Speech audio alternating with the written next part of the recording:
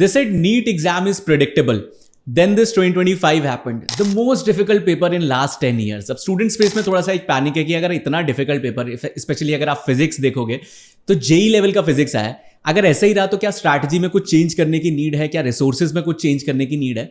तो इन चीज़ों के around today I had a discussion with Varsha ma'am, जो कि आई क्वांटा में नीट फैकल्टी हैं। हमने नीट के अराउंड ऑलमोस्ट हर चीज़ पे बात कर ली है। The resources that you need to follow अभी से, अगर आप नीट 26, नीट 27 को लेके सीरियस हो, डेली बेस पे आपका क्या रूटीन रहना चाहिए, कैसे पढ़ना है, कहां से पढ़ना है, सारी चीजें इस पर डिस्कस हुई हैं। ड्रॉपर्स को लेके एक बहुत अच्छा सेक्शन है जहां पे मैम ने बताया कि यार ड्रॉपर्स को जो एडवांटेज मिलता है, आप उसको और कैसे अच्छे से रेगुलर बेस पे काम करके आप एक लीड ले सकते हो उन स्टूडेंट से जो कि अभी 11th और 12th में। If you are someone who is serious for NEET 26, NEET 27, or even if you are a parent, you should definitely not miss this podcast. इसको लास्ट तक देखो, वीडियो को लाइक एंड शेयर कर दो, channel को subscribe कर दो, and I hope you like this. All the best. Hello ma'am, welcome to the podcast series. अभी मैं नीट का यूट्यूब चैनल देख रहा था। आई थिंक कितने सब्सक्राइबर हैं उसमें अभी 4.5K के अराउंड सब्सक्राइबर्स 4.5K पे, एंड हम लाइव में अराउंड 40,000 व्यूज ले जा रहे हैं एक्चुअली। तो करंटली आई थिंक पूरा नीट स्पेस अभी बहुत ज्यादा एक्टिव है। क्या चल रहा है एग्जैक्टली, किस तरीके की क्वेरीज आ रही हैं स्टूडेंट्स की? हाँ बिल्कुल सही पूछा आपने सवाल। एक्चुअली अभी ना नीट 2025 का रिजल्ट आया है, एग्ज़ाम हुआ है 4 मई को, और जो एग्ज़ाम हुआ है और जिस तरह के क्वेश्चंस आए हैं स्पेशली फिजिक्स के, या फिर आप बायोलॉजी के भी बोल सकते हो, वो मतलब ऐसे क्वेश्चंस आए हैं जो हर साल, जो पिछले सालों में आया है जिस तरीके के क्वेश्चंस, उनसे थोड़ा सा डिफरेंट है। और जो फिजिक्स का क्वेश्चन था वो थोड़ा सा मतलब जैसे जेई का मेंस लेवल होता है उससे भी ऊपर था। सो बेसिकली मेडिकल वाले बच्चों की तो वैसे ही कैलकुलेशन से ना मतलब वो परेशान हो जाते हैं। मतलब आई am also a biology faculty, so I can feel them तो अभी फिजिक्स का पेपर ना इट वॉज वेरी टफ, तो उनका जो काफ़ी ज़्यादा मतलब प्रॉब्लमेटिक हो गया उनके लिए। तो इसकी वजह से जो कट ऑफ है वो हमने ऑब्वियसली एक्सपेक्ट किया था, एंड जैसा हमने एक्सपेक्ट किया था वैसे ही रिजल्ट में भी आया है। बिल्कुल सही एक्सपेक्ट किया था हमने, तो शायद इसलिए भी हमारे व्यूज़ काफ़ी सही गए हैं, एंड इसलिए बच्चे एक्टिव हैं। क्योंकि अभी लास्ट टाइम जो है आप लोगों को पता चला होगा कि 720 आउट ऑफ 720 40 स्टूडेंट्स को आ रहे थे नीट में। हाँ। क्योंकि नीट का पेपर ही लीक हो गया था। अब बिकॉज ऑफ दैट एनटीए ने बोला कि भाई मेरे पे इतने सवाल उठे हैं, तो अभी इस बार तो ऐसा नहीं होने देंगे। उन्होंने बोला इस बार फिजिक्स का पेपर इतना टफ करेंगे कि बच्चे सवाल सॉल्व ही नहीं कर पाएंगे, इतना कि लीक तो कुछ भी हो जाए, क्वेश्चन पता भी हो तो भी नहीं सॉल्व कर पाएंगे। सो ऐसा कुछ हुआ, तो बच्चे काफ़ी ज़्यादा परेशान थे कि मतलब कितने मार्क्स आएंगे, नहीं आएंगे, अगर इतने ही बन रहे हैं। क्योंकि लास्ट टाइम जो कट ऑफ था इट वाज अराउंड 650, सो 720 में 650, कैन यू इमेजिन? जो 650 होता है, ये कट ऑफ होता है, ये एग्जैक्टली किस चीज़ का, लाइक कि 650 पे आपको गवर्नमेंट मेडिकल कॉलेज में? या correct. So this cut off मतलब ये ऐसा कट ऑफ है 650 जो लास्ट ईयर था, मतलब इस पे आपको गवर्नमेंट मेडिकल कॉलेज मिलेगा। तो आप सोचो 720 में एवरेज स्टूडेंट जिनको गवर्नमेंट मेडिकल कॉलेज चाहिए उनको 650 लाना कंपलसरी था, अदरवाइज उनको नहीं मिलता। तो इस बार जो है क्योंकि पेपर इतना टफ आया तो ऑब्वियसली बच्चे बहुत परेशान थे, मैम कट ऑफ तो इतना जाता है बट हमारे मार्क्स तो मैम इतने ही बन रहे हैं, 500 बन रहे हैं या 450 ही नंबर बन रहे हैं, तो क्या हमें कॉलेज मिलेगा? तो बेसिकली ये सब कट ऑफ का खेल है। रैंक जो आती है वो कट ऑफ के अकॉर्डिंग आती है। तो यही हमने वही बताया है बेसिकली कि बच्चे अगर लास्ट टाइम पेपर इजी था तो आपका कट ऑफ बहुत आ गया था, अगर इस बार पेपर टफ आया तो आपके लिए अच्छा ही है, क्योंकि पेपर टफ सिर्फ किसी एक बंदे के लिए नहीं आता है, वो सारे ही बच्चों के लिए आता है। ये जो इतने 20-25 लाख बच्चों ने एग्जाम था तो सभी के लिए टफ आया था, सभी के लिए फिजिक्स का पेपर टफ था। बायोलॉजी से भी मैं बता सकती हूँ कि जो क्वेश्चंस थे those were from each line of the NCERT. Like अगर किसी बच्चे ने एक भी लाइन मिस करी होगी उसने वो क्वेश्चन मिस कराया। So it was like that. तो ऐसा नहीं बोल सकते कि एनसीईआरटी से बाहर आया था, क्योंकि एनटीए ने बहुत सोच समझ के क्वेश्चंस बनाए। तो मतलब कट ऑफ कम गए हैं, बट अच्छा ही है कहीं ना कहीं। बट हाँ, बच्चे तो परेशान हो ही जाते हैं कि मैम कट इतने ही मार्क्स बन रहे हैं, क्या होगा नहीं होगा। तो अभी तो रिजल्ट भी आ गया है, अभी 14th को ही रिजल्ट आया है, तो इसी सब पे बातें चल रही थी। ओके आपने बताया 24 लाख रजिस्ट्रेशन, या मतलब आज से अगर हम 10 साल पहले देखें तो मोस्टली 3-4 ही करियर ऑप्शन थे।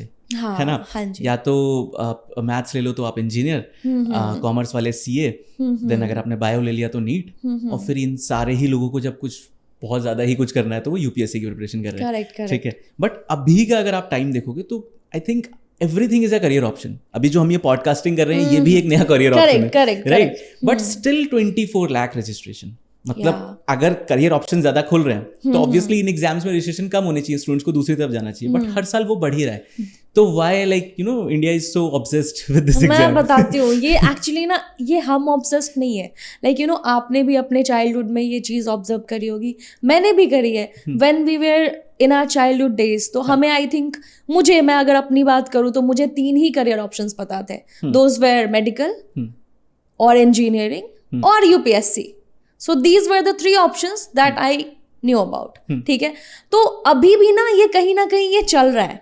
अभी भी ये चीजें चल रही हैं. तो बच्चों को ना पता ही नहीं होता है कि अब देखो, जब भी पहले ना ऐसे होता था कि जब भी मैं बायोलॉजी लेना था मुझे 12th में, तो I heard a lot of things from a lot of relatives कि अगर आपने बायोलॉजी लिया ना तो आपके पास करियर ऑप्शंस तो है ही नहीं, आप कुछ नहीं कर पाओगे. You can't get government jobs, you can't get good jobs, मतलब you can't earn pretty well, क्योंकि उनको लगता है बायोलॉजी में सिर्फ एक ही ऑप्शन है and that is medical. But मैं ज़रूर बताऊंगी इस पॉडकास्ट में, मैं बताना चाहूँगी कि भाई और भी बहुत सारे ऑप्शंस हैं. बच्चे बहुत परेशान हैं, रिजल्ट आया है, कई बच्चों का नहीं हुआ है क्योंकि paper was very tough and बच्चे अपना 100% देते हैं.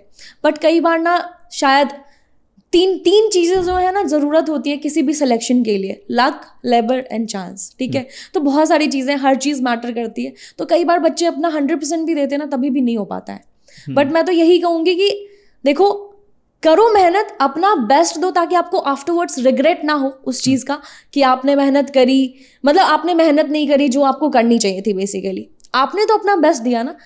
तो बस अभी बस वही है ना कि बच्चे ना समझ नहीं पाते कि यार मेरे साथ के जो बच्चे थे वो तो कॉलेज में चले गए हैं, मैं तो वहीं वहीं बैठा हूँ, वहीं बैठी हूँ, अभी तक मेरा कुछ भी क्लियर नहीं हुआ है. मैंने ड्रॉप ले लिए हैं, शायद 2 से 3 ड्रॉप हो गया है, बट फिर भी मेरा कुछ अभी है ना फिक्स. आई थिंक हम सब ने ये फील किया है, गैस आपने भी किया होगा कभी ना कभी किसी पॉइंट ऑफ टाइम पे. और ये जो सोसाइटी है वो तो बोलने के लिए छोड़ती ही नहीं है until and unless they find success, you know. तो मैं बस यही बोलूँगी कि बहुत सारे करियर ऑप्शंस हैं, तो देखते हैं. अभी अपन और बातें करते हैं तो मैं बताऊँगी कि और क्या क्या चीज़ें हम कर सकते हैं अदर देन मेडिकल. सो आपने नीट कब दिया था? मैंने तो नीट दिया था 2016 में, जो बेसिकली जब भी मैं बता रही हूँ अभी जो पेपर आया था वो बिल्कुल सेम कहते हैं 2016 के ही जैसा पेपर था. मतलब लाइक वेरी डिफिकल्ट. तो ऐसा ही कुछ इसी तरीके से बहुत ही परेशान हो गए थे बच्चे, और इसी तरीके से बहुत ज़्यादा परेशान हो गए थे. रीज़न कि बच्चों ने मेहनत करी बट शायद रिजल्ट नहीं आ पाया. जिन बच्चों को मतलब अब जैसे अभी इस बार क्या हुआ, मैंने बहुत सारे ऐसे बच्चों के कमेंट देखे, मैम लास्ट टाइम तो I was able to score मतलब 620 630 अराउंड, बट इस साल मेरे ना 496 या 500 ही बन रहे हैं. You know, because the paper was very tough. तो वो कहीं ना बहुत सारी चीज़ें मतलब बहुत परेशानी हो जाती, क्योंकि उनको लगता है यार मेरी तो गलती नहीं है ना, मैंने क्या किया ऐसा कि मेरे ही टाइम पे ऐसा पेपर आ गया. So like currently NEET is of 3 hours, right? Yeah, 180 minutes. 2016 में भी 3 hours का था? Yes. तो मतलब like over the years कुछ पेपर पैटर्न चेंज होता है? Yes, it changed during the COVID times. Okay. अभी फिर से इस साल वापस से जो है पहले वाला पैटर्न, लाइक जब भी AIPMT या नीट जब इनिशियल स्टार्ट हुआ था तभी की तरह हो गया है. मतलब 180 questions, 180 minutes. So basically you just have 1 minute to solve each question. And 180 question का क्या bifurcation है? Like मैं बता रही हूँ, it's like 50% of the syllabus is from biology and 50% comes from physics and chemistry. तो अगर अब मैं बोलूँ questions तो 90 questions are from biology जिसमें आपको zoology and botany दोनों रहता है, and 50% questions जिसमें से 45 questions are from chemistry and 45 questions are from physics. Okay. तो ये जो physics वाला part था इस बार, all MCQ, right? Yeah, all MCQ. But MCQ होता है, बट मैं आपको एक बात बताती हूँ. हाँ. जैसे ट्विंस होते हैं ना, जैसे अपन पहचान नहीं पाते, ऐसे ही MCQ में ना 2 ऑप्शंस होते हैं जो हमेशा इतने सिमिलर दिखेंगे कि बच्चे इतने कंफ्यूज हो जाते हैं कि वहां पर हो जाती है उनकी negative marking, until and unless their concept is crystal clear. So that's the thing. Okay. And so difficulty level, like from you said कि 2016 का पेपर difficult था, so after 2016 like this was the most difficult paper, right? Yeah, correct. Yes, exactly. Okay.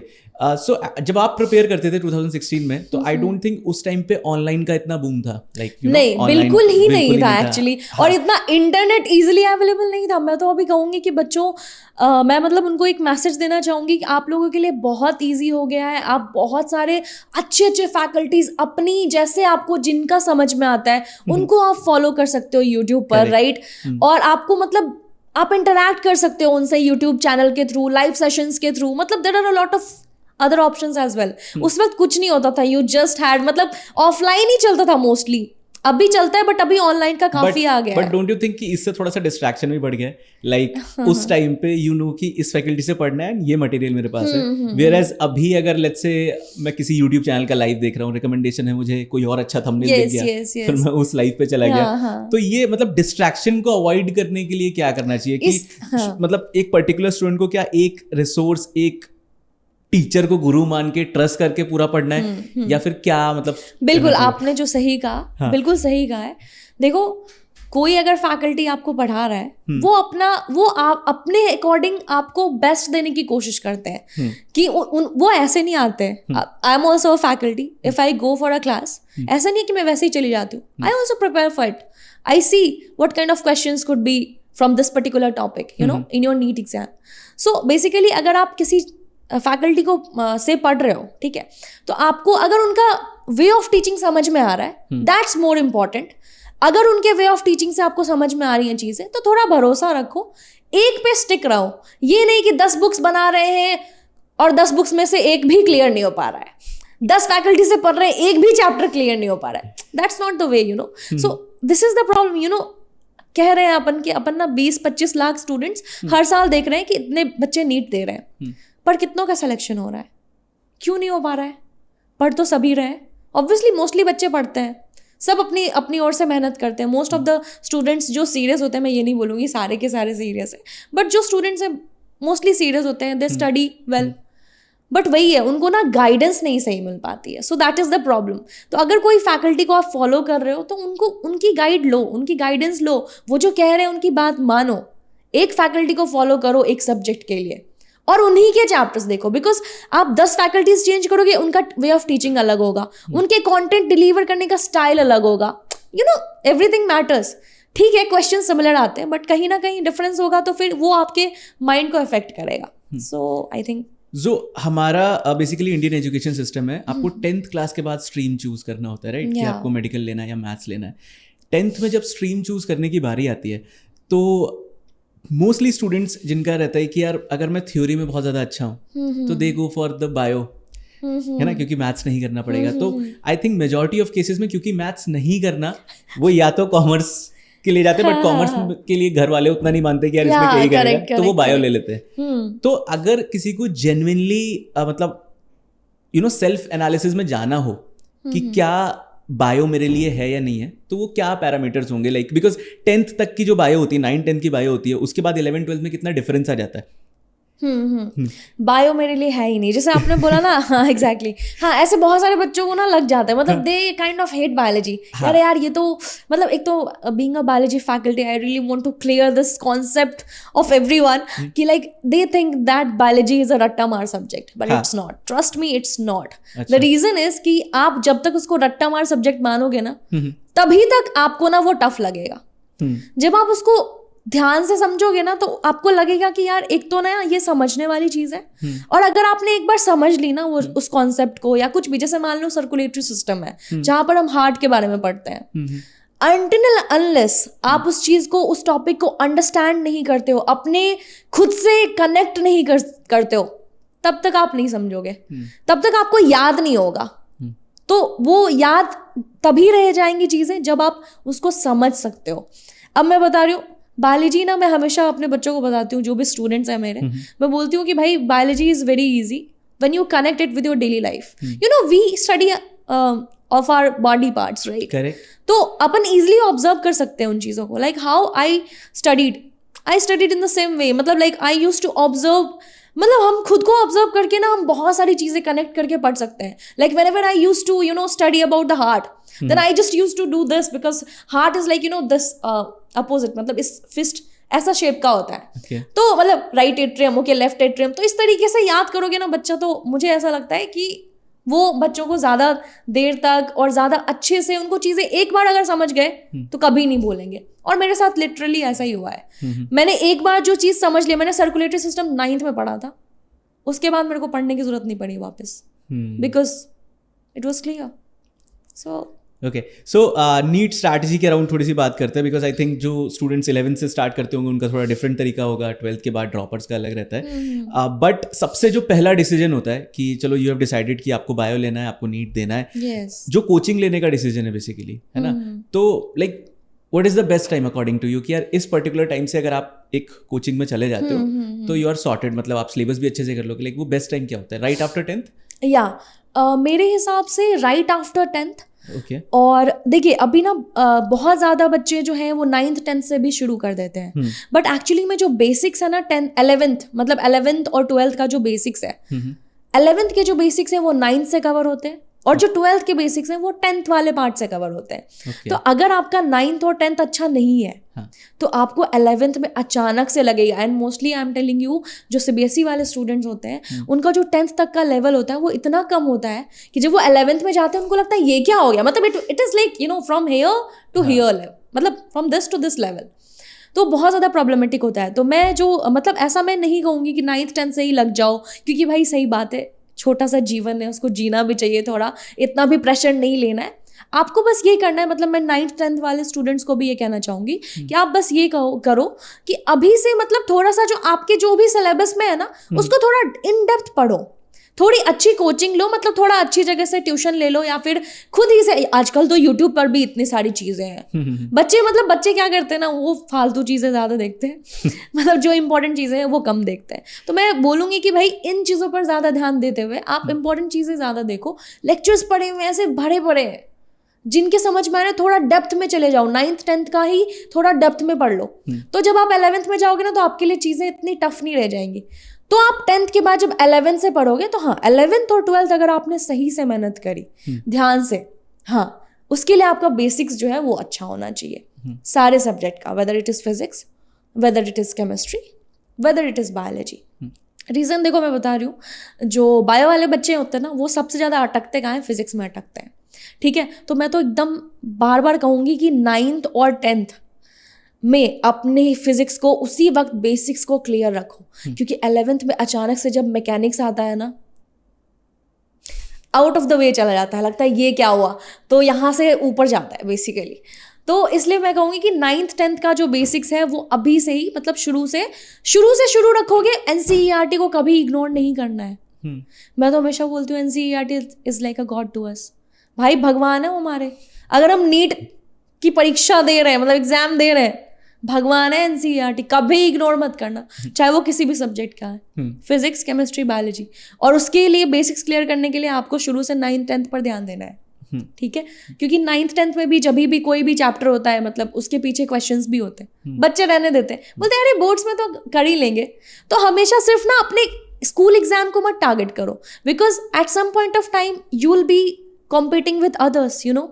आज आप हो सकते हैं अपने school में टॉपर हो जाओ, बट आप जब फाइनल कॉम्पीट करोगे कंपटीशन में तो वहाँ पर बहुत सारे आपकी तरह स्कूल टॉपर्स होंगे, तो इसीलिए तो कम हो जाते हैं ना chances.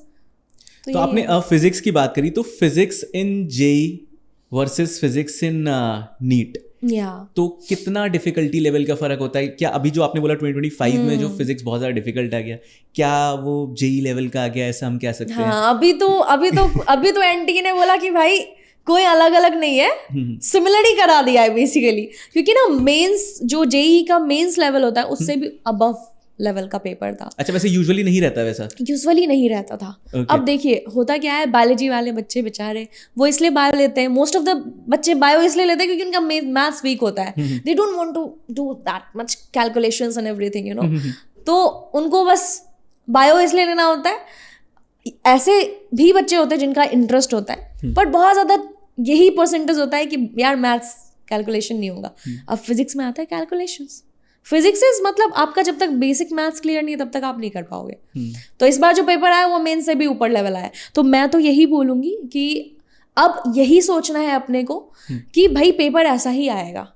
You can not think कि अभी नेक्स्ट टाइम ईजी आ जाएगा। एंड इस एज में एक स्टूडेंट्स के दिमाग में सबसे बड़ा क्वेश्चन रहता था कि यार जब मेरे को डॉक्टर ही बनना है, मेरे को बायो थोड़ा बहुत केमिस्ट्री का भी काम हो सकता है, तो फिर मेरे सिलेबस में फिजिक्स क्यों है?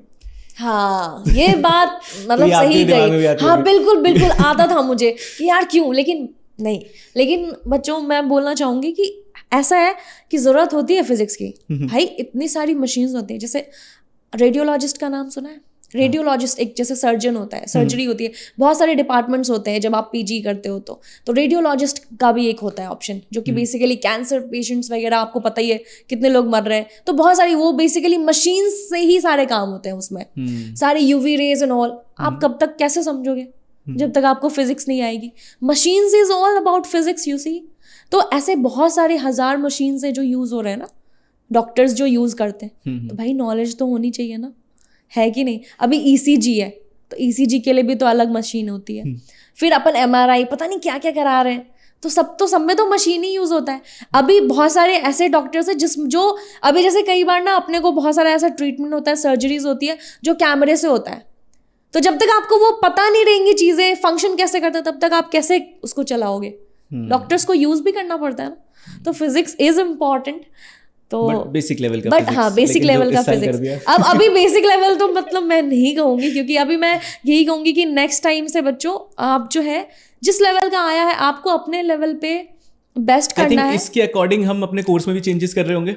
एग्जैक्टली, यस ऑब्वियसली, बिकॉज सी अभी हम आई क्वांटा में भी जो हमारा कोर्सेज चल रहा है, तो हमने बोला है, फिजिक्स फैकल्टी जो है हमारे सर है विराज सर, उन्हें हमने बोला है कि सर, और वो ऑलरेडी भी उन्होंने वैसे भी कराया था, उन्होंने वैसे भी कराया था मेंस से ऊपर लेवल के क्वेश्चंस, तो अभी हम ये कर सकते हैं कि हम जेई के थोड़े एडवांस लेवल के भी थोड़े कुछ क्वेश्चंस कर ले, कि हु नोज अगली बार उससे भी ऊपर लेवल कहीं ना आ जाए।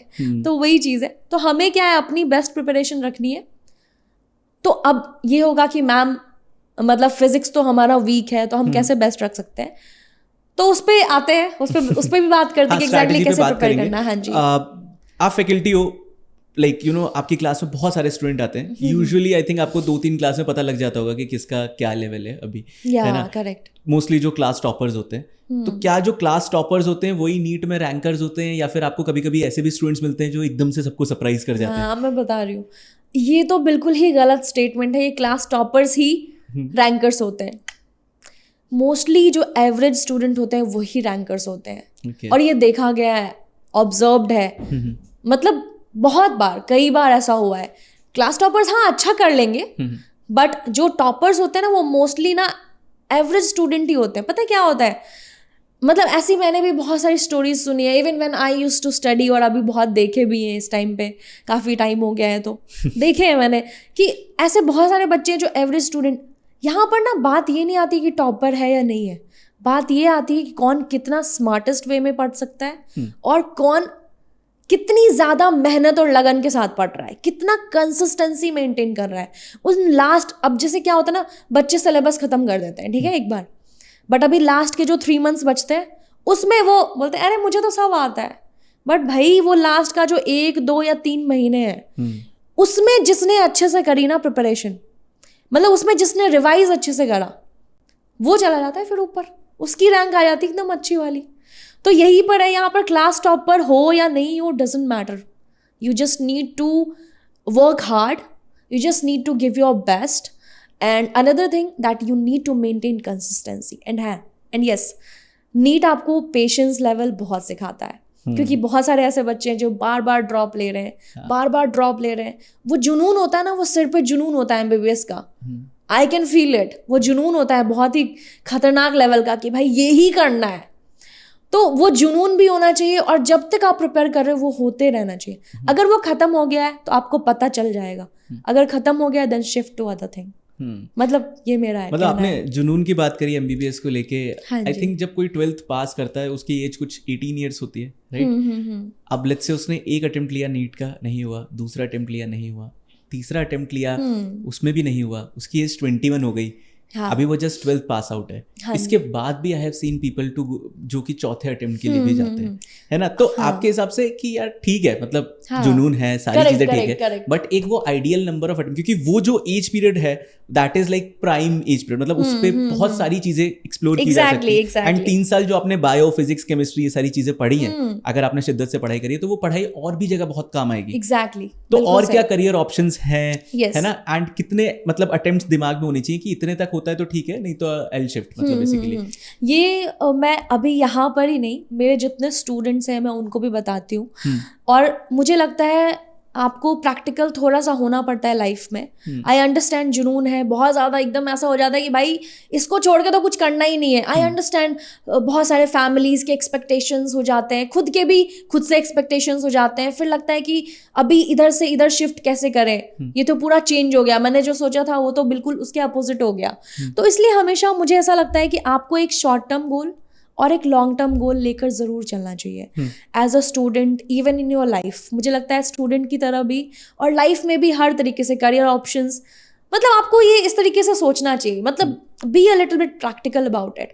अगर मैं एकदम प्रैक्टिकली बताऊं तो आपको 3 अटेम्प्ट से ज़्यादा उसके बाद नहीं जाना चाहिए।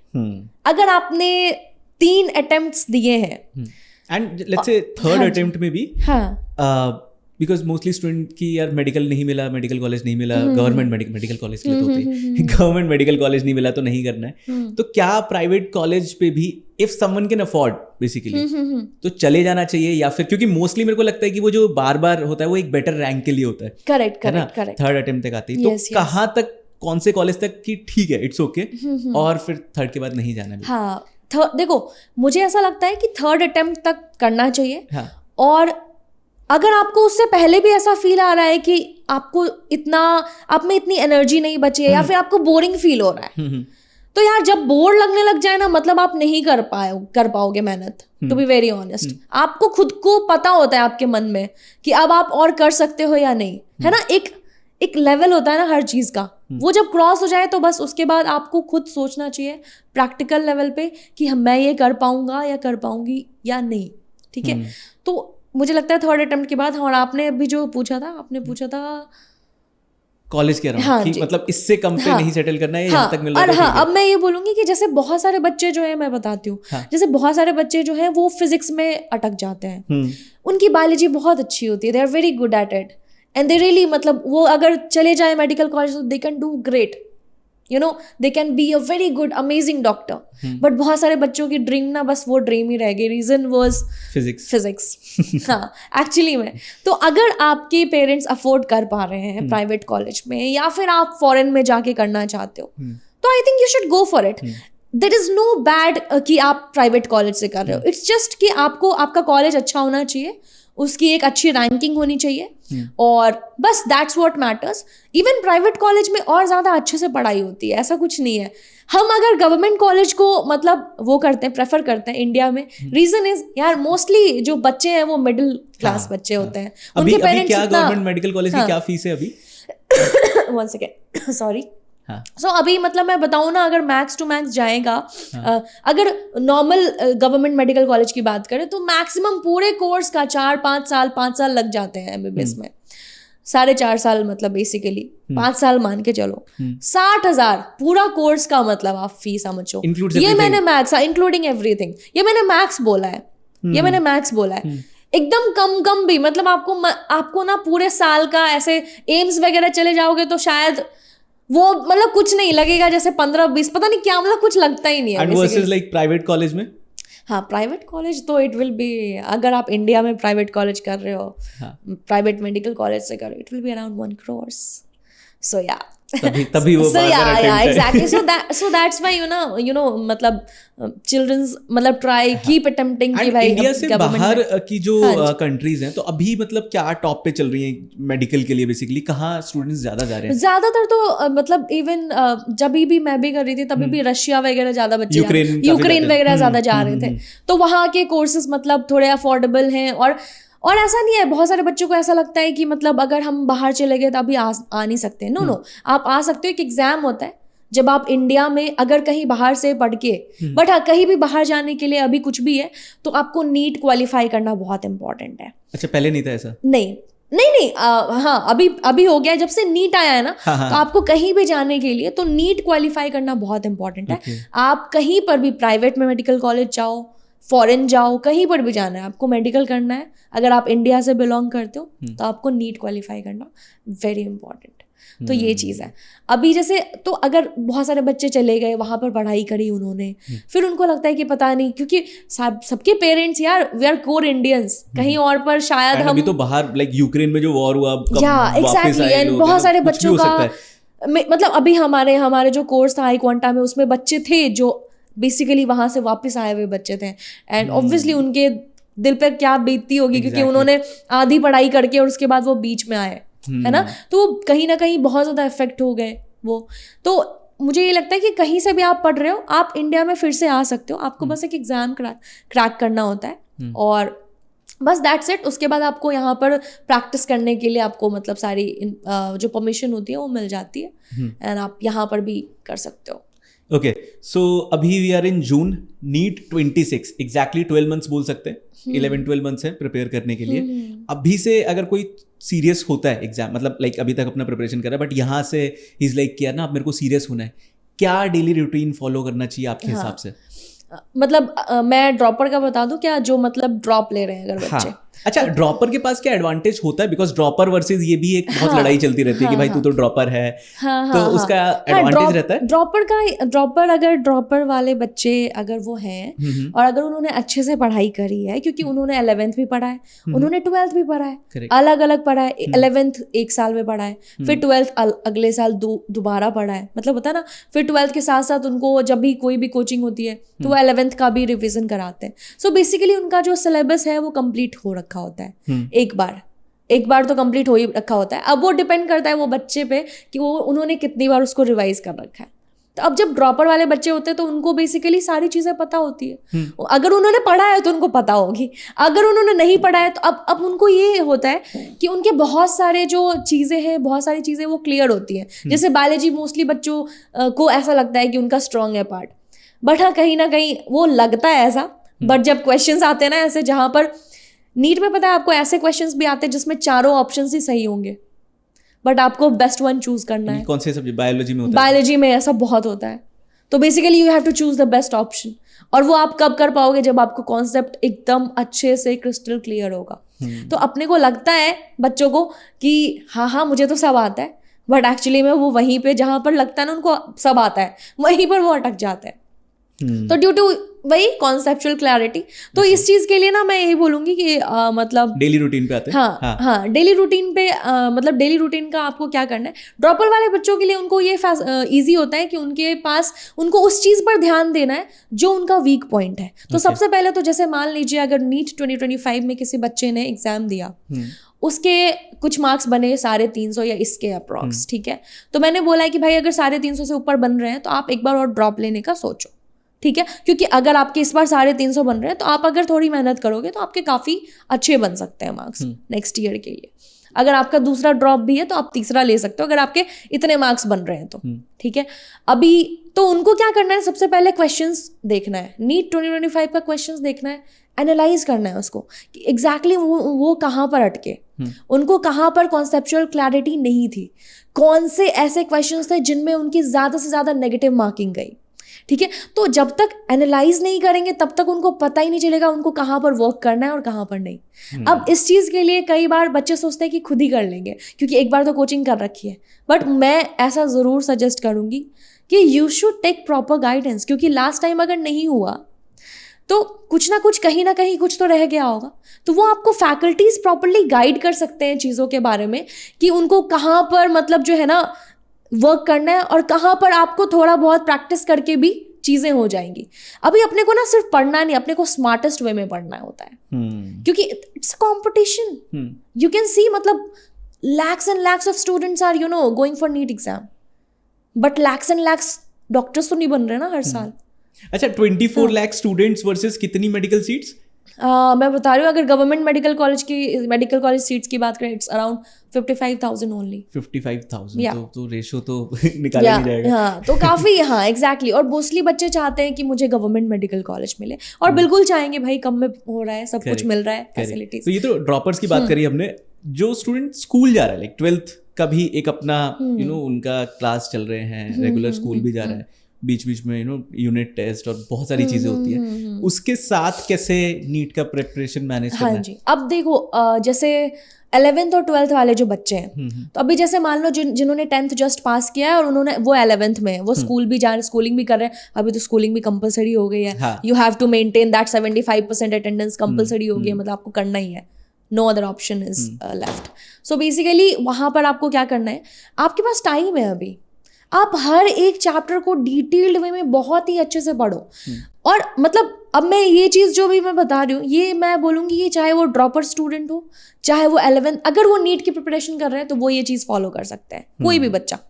अब जैसे यहाँ पर क्या है, कोई भी चैप्टर है, मान लीजिए 11th में है और उनका एक चैप्टर है breathing and exchange of gases. अब इसको कैसे कंप्लीट करें इस तरीके से कि हमारा जो नीट का क्वेश्चंस आता है उसके अकॉर्डिंग हम 100% प्रिपेयर्ड है। मतलब उस पर्टिकुलर चैप्टर से कोई भी सवाल आए हम कर देंगे पक्का, कंफर्म्ड। उसके लिए आपको क्या करना है, सबसे पहले तो अगर आपने कोई कोचिंग ले रखी है तो well and good.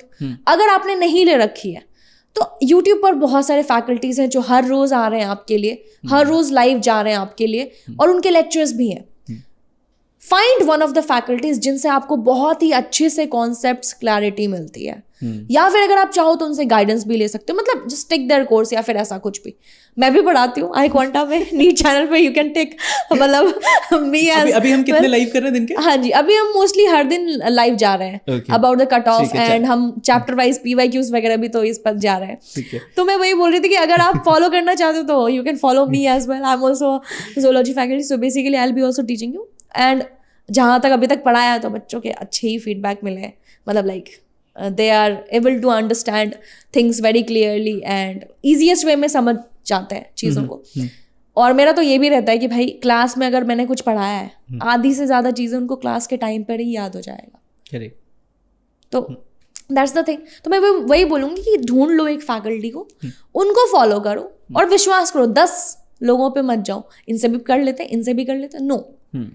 Go for one faculty. उनका एक टीचिंग वे ऑफ टीचिंग है, आपको पता भी चल जाएगा धीरे धीरे कि कैसे अब क्या बोलने वाली, मतलब एक समझ में आ जाता है कैसे पढ़ना है। फिर another thing what you need to do is, जैसे ही वो लेक्चर खत्म होता है, नोट्स तो बनाते रहना है। जब आप लेक्चर पढ़ रहे हो तो नोट्स बनाते रहो। नोट्स इज़ वेरी इंपॉर्टेंट, क्योंकि आप जब लिखते हो तो आपको ये ज़्यादा देर तक याद रहती हैं चीज़ें कि हाँ यार ये जब भी मैम ने बताया था और फिर मैंने इस तरह से लिखा था। तो नोट्स तो अपने ज़रूर बनाने चाहिए। आजकल वैसे फैकल्टीज़ के नोट्स और ये सब प्रोवाइड कर दिए जाते हैं कोचिंग में, बट मैं फिर भी बोलूँगी कि हमारे भी कोचिंग में प्रोवाइड किए जाते हैं, बट मैं हमेशा बोलती हूँ बच्चों को कि बेटा आप लोग बनाओ notes, because it is important. Notes बना लिया आपने, इंपॉर्टेंट हो गया। अब जैसे ही वो चैप्टर खत्म हुआ, जैसे जैसे टॉपिक खत्म हो रहे हैं, वैसे वैसे NCERT को भी फॉलो करते चलो, लाइन बाय लाइन NCERT को फॉलो करो। अब मैं बता रही हूँ इस बार कैसे हुआ। जो NCERT का जो वो होता है ना NCERT मैं अभी लेकर नहीं आई, I'm so sorry, वरना मैं दिखाती कि यहाँ पर क्या है। जो साइंटिस्ट वाला सेक्शन होता है, जो बेसिकली इंट्रोडक्शन होता है कि हाँ यार ये साइंटिस्ट है, इन्होंने ये किया, ठीक है, और उनके बारे में थोड़ी बहुत हिस्ट्री लिखी होती है, वहाँ से क्वेश्चन आए थे। NCERT का इंट्रो पार्ट होता है जहाँ पर बेसिकली कुछ नहीं, बस ऐसे ही कि हाँ मतलब कहीं पर इंट्रो है कि हाँ यार चिड़िया चहचहा रही होती है, ये वहाँ से क्वेश्चंस आए थे। So basically you can not ignore the NCERT, as I always said, मतलब and as I always say, yes exactly you don't know from where the question will arrive। तो मैं बोलती हूँ इसीलिए भाई NCERT is God, फॉलो करो उसको, NEET की प्रिपरेशन करो, NCERT इग्नोरेंस इज। मेरा आगे एक क्वेश्चन था वैसे कि best book for NEET preparation, but I think अब आपने वो ऑलरेडी बहुत एग्जैक्टली यस ज्यादा बुक्स पे मत जाओ। हाँ तो मैं वही बोल रही हूँ, NCERT को लाइन बाय लाइन फॉलो करो, एंड देन आफ्टर दैट जैसे आपकी NCERT कवर हो जाती है, आपको क्या करना है, आपको उस पर्टिकुलर चैप्टर के, अभी मैं breathing and exchange of gases बोल रही थी, उस पर्टिकुलर चैप्टर के PYQs निकाल के सारे सॉल्व कर लो और देखना, उसके बाद आपने क्वेश्चंस करने हैं और आपके सारे क्वेश्चंस बन जाने हैं।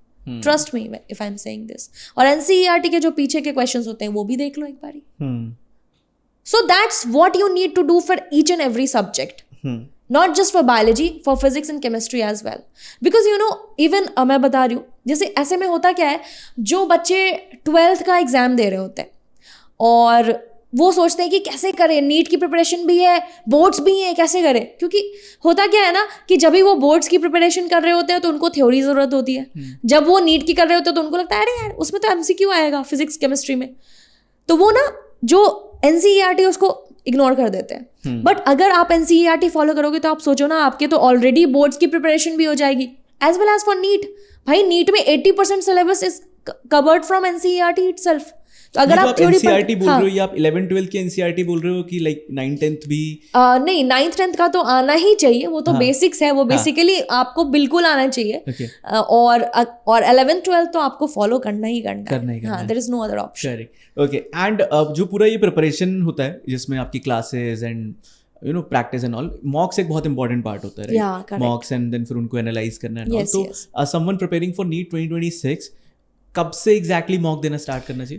मैं तो कहूँगी आपके जैसे ही आपने स्टार्ट किया, मान लो कोई भी कोचिंग भी लेते हो तो हर हफ्ते टेस्ट होता है। Correct, test is very important.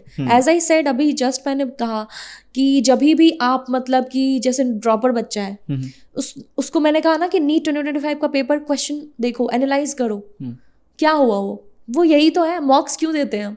Analyse करते हैं ना, where which is our weakest point, कौन सा हमारा स्ट्रेंथ है, हमारा स्ट्रेंथ कितना है। अगर वो 76% पे है तो हम उसको 100% कैसे बनाए कि वो नेगेटिव मार्किंग हो ही ना। यू सी, तो ज़्यादातर बच्चे पता है मार्क्स आ जाते हैं उनके, बट बहुत सारे नेगेटिव मार्किंग में चले जाते हैं। तो ये भी बहुत बड़ा मतलब ड्रॉबैक है उनका कि जिसकी वजह से उनके मार्क्स कम हो जा रहे हैं। तो ये चीज़ हमेशा ध्यान रखनी है कि आपके एनालाइज करते रहना है और मॉक्स तो देते ही रहना है। Mocks are very important. Test आपको देते रहना है, और मॉक्स ऐसा नहीं है कि सिर्फ मॉक्स दे दिया और बस छोड़ दिया, नहीं। तो इसमें तो मैं ये भी बोलूँगी कि iConta का जो मॉक है, it is very important and it is very nice. मतलब बहुत ही अच्छे से डिजाइंड है AI मॉक टेस्ट वगैरह। उसमें आपको सारी चीज़ें पता चल जाएंगी। मतलब आपको खुद से नहीं परेशान होना है एनालाइज करने के लिए, वो आपको खुद एनालिसिस दे देता है। भाई आपका वीकेस्ट पॉइंट कौन सा है, आपका स्ट्रेंथ वाला कौन सा पॉइंट है, बस आपको पता चल गया। अब आपको किस चीज पे वर्क करना है एग्जैक्टली। तो ये चीज बहुत इंपॉर्टेंट है, मॉक्स कभी भी मिस नहीं करना है। तो आप लोग iConta के मॉक भी दे सकते हैं। ये तो आपने मतलब टॉपिक टेस्ट की साथ साथ बात करी। मैं ये कह रहा था कि जो फुल लेंथ मॉक्स होते हैं, तो वो एग्जैक्टली कौन से मंथ से यू कैन फुल लेंथ मॉक्स जो है, मैं बता रही हूँ, फुल लेंथ मॉक्स तो आप तभी दे पाओगे ना जब आपका सिलेबस कंप्लीट हो जाएगा। ये चीज क्या इंपॉर्टेंट है कि जब पूरा सिलेबस कंप्लीट किया उसके बाद ही, या फिर जैसे कभी कभी ऐसा भी रहता है कि स्टूडेंट्स आर लाइक कि ओके 70-80% हो गया है। हाँ, 70-80% पे ट्राई कर सकते हैं। बट देखो, अगर मुझे ये बात तो सच है कि जब तक आपका 100% सिलेबस कवर ना रहे तब तक आपको मॉक देने में कॉन्फिडेंस ही नहीं आएगा। फुल मॉक स्पेशली, है ना। तो जब इसीलिए कहते हैं कि जब भाई अगर मान लो कोई कोचिंग ली है या वो पढ़ा रहे हैं तो साथ साथ करते जाओ, बैकलॉग्स मत रखो। दैट्स व्हाई आई सेड कि कंसिस्टेंसी इज वेरी इंपॉर्टेंट। भाई फेस्टिवल्स ये सब छोड़ दो 1-2 साल के लिए, सैक्रिफाइस करो। ये कुछ मंथ्स के सैक्रिफाइसेस पूरी जिंदगी आपका बना देगा। आप एक पता नहीं किस हाईएस्ट लेवल के प्रोफेशन पे जाओगे। इट्स वर्दी। आप मतलब ये बिल्कुल कर सकते हो। मतलब नहीं होता है ना, कहते हैं कि यार, वो मेरे को वर्ड नहीं आ रहा माइंड में कि मतलब वर्दी है, मतलब इस चीज पे अगर हम टाइम दे रहे हैं तो वो बिल्कुल है, कर सकते हैं अपन। तो आपने बोला हाईएस्ट लेवल का प्रोफेशन। अब see I am from commerce background, तो मेरे को एब्सोल्युटली मतलब मेरे को कुछ भी आइडिया नहीं है नीट के बारे में, एक्सेप्ट इतना कि मतलब मेरी औकात से बाहर था। लेकिन मतलब मेरे पापा चाहते थे कि मैं दूं एग्जाम एंड ऑल, तो वो तो मैंने नहीं दिया। तो एग्जैक्टली मैंने क्या मिस किया है, मतलब कि you know what is like, एक वो डॉक्टर का एक वो ऑरा क्या होता है। हाँ, ऑरा तो होता है, मतलब लाइक ऑरा तो होता है। अग्रीड। अगर एक पूरी फैमिली है, एक जनरेशन है, उसमें कोई फैमिली ही होती है, हाँ, उसमें कोई फर्स्ट डॉक्टर बना है, तो ऑरा तो है भाई। आप सोचो, मतलब आप अपनी फैमिली के फर्स्ट डॉक्टर बनोगे। और एक्चुअली हम लोगों को डेली लाइफ में ज़रूरत तो होती ही है। कभी ना कभी बीमार पड़ते हैं यार, सभी बीमार पड़ते हैं, बहुत सारी चीज़ें हैं।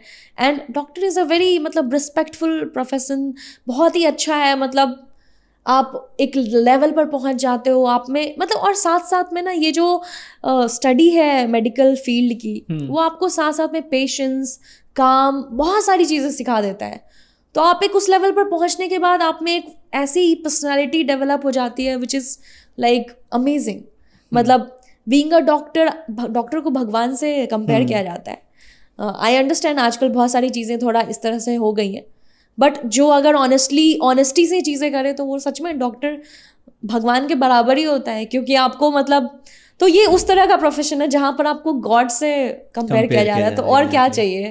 तो यू कैन जस्ट इमेजिन कि अगर ये सब कोई चाहते हैं, मतलब मेरे फैमिली में एक डॉक्टर बन जाए, everyone wants that, you know. तो हाँ, मिस तो मैं क्या कहूँगी, बट हाँ मतलब हर ऐसे तो बहुत सारी चीज़ें हैं. What you are doing right now that is also great. तो मतलब बट हाँ, मेडिकल प्रोफेशन उसका भी एक अलग, मतलब बहुत ही अच्छा है, अमेजिंग है. You can go for it. Important है, बहुत इम्पोर्टेंट है. और हाँ exactly. And one more thing, और बिल्कुल अगर आपने नहीं किया क्योंकि शायद आपका इंटरेस्ट नहीं होगा, और मैं यही बोलूंगी कि जब तक आपका इंटरेस्ट ना हो तब तक मत जाओ उस फील्ड में. जिस चीज में इंटरेस्ट होता है वहां पर आप बहुत डबल ट्रिपल ग्रो करोगे, बट जहां पर इंटरेस्ट नहीं होता है यू कैंट. आपका वेस्ट ऑफ टाइमिंग होगा. तो इसलिए हर्ष एक बार पॉज कर दे. So ma'am, in your teaching experience आपने कितने स्टूडेंट्स को सेल्फ स्टडी से, यानी कि सेल्फ प्रिपरेशन से नीट क्रैक करते हुए देखा है? सेल्फ प्रिपरेशन से देखो, मैं तो नहीं बोलूँगी कि इतना मैंने कुछ, वो बहुत ही एक्स्ट्रा ऑर्डिनरी स्टूडेंट्स होते हैं वही कर पाते हैं शायद. और आजकल थोड़ा वो ऑप्शंस भी आ गया YouTube. Self preparation as in कि अगर उसके पास मटेरियल है, उसके पास कुछ टेस्ट सीरीज है, तो पॉसिबल है कि क्लासेस इंपॉर्टेंट होती हैं? नहीं, classes are very important. And मैं तो ये भी कहूँगी कि टीचर्स की गाइडेंस बहुत ज़रूरी है. इतना ज़्यादा कंपटीशन, हैवी कंपटीशन है इस फील्ड में, तो आपको जब तक टीचर की गाइडेंस नहीं मिलती है तब तक आप बस पढ़ते हो, आपको पता नहीं होता है किस पाथवे पे जाना है. यू नो, तो ये आपको कोई कोचिंग या फिर कोई फैकल्टीज ही बता सकते हैं जो बेसिकली, और मुझे ऐसा लगता है कि जहाँ पर आपको वही फैकल्टीज बता रहे हैं जो आपको पढ़ाते हैं, because they know where you stand. आप कहाँ पर लैक कर रहे हो, कहाँ पर आप कौन सी आपकी स्ट्रेंथ है, कौन सी आपकी वीकेस्ट पॉइंट है. तो मुझे ऐसा लगता है कि वहाँ पर आपको जो है गाइडेंस की ज़रूरत तो होती है काफ़ी ज़्यादा. ओके, तो या सो अभी कुछ एक दो क्वेश्चन मैं आपसे पूछूंगा इस पर्टिकुलर एग्जाम के अराउंड, जो कि मतलब आपको बताना है कि मिथ्स है या फैक्ट है. ठीक है, तो एक ये आता है कि यार to crack NEET you need to study like 10 hours regularly, like you know आपका 10 आवर्स का तो होना ही चाहिए रोज. तो ये बात कितनी सच है? अब इसको मैं एकदम कंप्लीट मिथ नहीं बोल सकती हूँ, बट हाँ बच्चे ना बहुत स्ट्रेस्ड हो जाते हैं कि अरे इतना पढ़ना पड़ेगा क्या डेली बेसिस पे. बट मैं यही बोलूँगी कि हाँ, कंपटीशन है तो मेहनत तो करनी पड़ेगी बच्चे. मेहनत के बिना तो कुछ भी नहीं आता है. चाहे आप किसी भी फील्ड में हो, it's not just medical field, आप किसी भी फील्ड में हो, कहीं पर भी जाओ, आपको इतनी ही मेहनत करनी पड़ती है अगर आप एक बहुत अच्छे लेवल पर पहुंचना चाहते हो तो आपको मेहनत करनी पड़ेगी. बट मैं एक इनको टाइम टेबल, थोड़ा तरीका बता देती हूँ एग्जैक्टली कि कैसे, मतलब ये जो 10 घंटे है ना, वो 10 घंटे ना लगे, मतलब वो ईजिली मैनेज कर सकते हैं कि कैसे उनको पढ़ना है. जैसे मेरे हिसाब से कि बच्चों को ना, चाहे वो कोई भी बैच हो, फाउंडेशन बैच के हो या फिर 12th में हो या फिर ड्रॉपर वाले बच्चे हैं, उन सभी को ना डेली बेसिस पे टारगेट्स लेने चाहिए. And not just for one subject. ये नहीं कि बायो मज़ा आ रहा है बायो ही पढ़ लेते हैं, नहीं भाई, सारे सब्जेक्ट्स करने हैं. फिजिक्स भी करना है, केमिस्ट्री भी करना है और बायोलॉजी भी करना है. हाँ, अब जैसे बायोलॉजी का 50% सिलेबस है, 50% उसका वेटेज है, क्योंकि 50% क्वेश्चंस बायो से आ रहे हैं. तो हाँ, आपको बायो को ज़्यादा ध्यान देना पड़ेगा क्योंकि उसका वेटेज क्वेश्चन ज़्यादा आ रहे हैं. पर हाँ, कई बार बच्चे जैसे ड्रॉपर बच्चे हैं, उनका bio already it's very good, तो आपको सिर्फ उन चैप्टर्स पर ज़्यादा ध्यान देना है. एक तो high weightage chapters, another thing is वैसे चैप्टर्स जो आपको लगता है कि मैं वीक हूँ इसमें और मुझे इसमें मेहनत करने की ज़रूरत है. और बहुत सारे बच्चे अगर ड्रॉपर है तो फिजिक्स की वजह से कम मार्क्स आ रहे हैं, तो उनको फिजिक्स पर ज़्यादा ध्यान देना चाहिए. अब डेली बेसिस पे वो जब टारगेट सेट करेंगे तो वो सेट कर सकते हैं कि इतने आवर्स उनको, ये नहीं बच्चों की तरह टाइम टेबल नहीं बनाना है कि 6 से 7 उठना है, 7 से 8 खाना है, 8 से 9 फिर बाहर जाना है, घूमना है. नहीं, मुझे लगता है कभी आपके बचपन में ये वर्क करा? नहीं करता. मैं तो बनाता ही नहीं था. Okay, sorry. हाँ, तो मतलब मैंने नहीं देखा कि इट वर्कड. ठीक है, इट नेवर वर्क्स बिकॉज़ वो रोज सेम नहीं रहेगा, कुछ डिफरेंट होता रहेगा. थोड़ा प्रैक्टिकल सोचना पड़ेगा. तो आपको टारगेट बेसिस पे लेना है. आपको ये सोचना है कि बायो में आज मुझे ये वाला चैप्टर कर लेना है. हाँ, ये वाला टॉपिक खत्म कर लेना है. फिजिक्स में ये वाला टॉपिक खत्म कर लेना है और इतने क्वेश्चंस इसके कर लेना है. उसमें कितने भी आवर्स लग रहे हो चाहे. Yes, exactly. इस तरीके के से टारगेट लो. रात में सोने से पहले देखो भाई वो डायरी, चेक्ड और नॉट. और अगर अब ऐसे टारगेट्स भी नहीं लेना है कि भाई एकदम अनइमेजिनेबल, हो ही नहीं सकता, पॉसिबल, इम्पॉसिबल टारगेट्स नहीं लेना है. आपको पॉसिबल टारगेट्स लेने हैं. तो दैट इज द थिंग. तो आपको जो है पॉसिबल टारगेट्स लेने, और यही है. तो वो पॉसिबल टारगेट से आपको नहीं लगता 10 घंटा बन जाएगा शेड्यूल? हाँ, तो अब मैं एक चीज बता रही हूँ. हाँ, मैं इसको कंप्लीट, वही मैं बोल रही हूँ, मैं कंप्लीट मिथ नहीं बोल सकती हूँ, बिकॉज पढ़ना तो पड़ता है बेटा. बिकॉज भाई इतना अच्छा प्रोफेशन है, आपको इतना इजीली तो नहीं मिलेगा ना. You have to sacrifice, you know, you have to work hard. And it's not just in this field, I think it's in every field. आज नहीं करोगे कभी और करना पड़ेगा भाई. मेहनत का कोई शॉर्टकट नहीं है, सिंपल. सेकंड क्वेश्चन, हाँ, जो हिंदी मीडियम स्टूडेंट्स होते हैं, क्या मतलब उनके पास एक डिसएडवांटेज रहता है क्या? उनको उतने अच्छी रैंक्स नहीं मिलती? हाँ, अभी मैं हिंदी मीडियम वाले स्टूडेंट्स के लिए मैं ये बोलना चाहूँगी. द रीज़न इज़ क्योंकि अभी जो टाइम चल रहा है, जिस तरीके से Hindi medium completely out of the way चला गया है, मतलब ख़त्म ही हो गया है काइंड ऑफ. फिर भी बहुत सारे बच्चे हैं जो ऑलरेडी पढ़ रहे हैं, तो ठीक है. बट इंग्लिश मीडियम, अब अभी कहीं भी कोचिंग भी लोगे तो it's all English medium. Even मतलब मैंने कभी हिंदी मीडियम से नहीं पढ़ा है, तो द फैकल्टीज मतलब who teach you those are also from English medium. So basically if you are from Hindi medium तो कहीं ना कहीं दिक्कत तो आती है आपको मतलब सिलेबस को समझने में भी. तो मैं यही सजेस्ट करूँगी कि ठीक है, कोई बात नहीं, अगर आप हिंदी मीडियम से हो तो भी कोई प्रॉब्लम नहीं है. बट आपको जो है ना थोड़े टर्म्स पता होने चाहिए बायोलॉजी के, जो इंग्लिश टर्म्स है. बिकॉज अभी देखो, ऐसा नहीं है कि आप हु नोज आप फ्यूचर में बहुत अच्छे डॉक्टर बन जाओ and you have to go मतलब outside this country as well.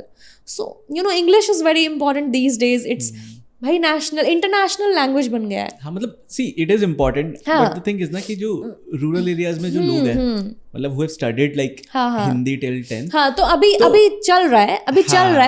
ऐसा नहीं है एनटीए उनको प्रॉब्लम नहीं देती है. एनटीए क्वेश्चंस हिंदी मीडियम में भी देती है. आप अगर हिंदी मीडियम के हो तो आपको हिंदी मीडियम वाले क्वेश्चन, बट थोड़ा सा रिसोर्सेज की ना प्रॉब्लम आ रही है, बिकॉज मोस्टली 90% बच्चे जो है वो इंग्लिश मीडियम के हैं. तो कहीं ना कहीं मेरे पास ऐसे रिक्वेस्ट क्वेरीज भी बहुत सारी आती है, मैम आप हिंदी मीडियम पढ़ा दोगे.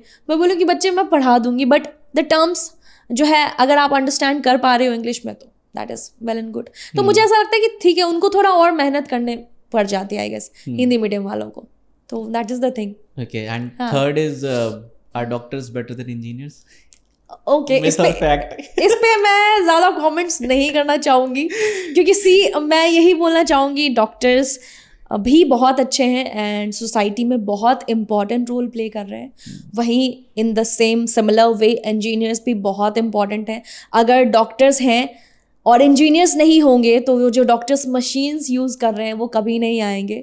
वो जो आज इतनी ज़्यादा टेक्नोलॉजी के साथ साथ चीज़ें हो रही हैं, लेबोरेटरी में भी बहुत IVF एंड पता नहीं क्या क्या चीज़ें हैं, कितनी मशीन्स यूज़ हो रही हैं.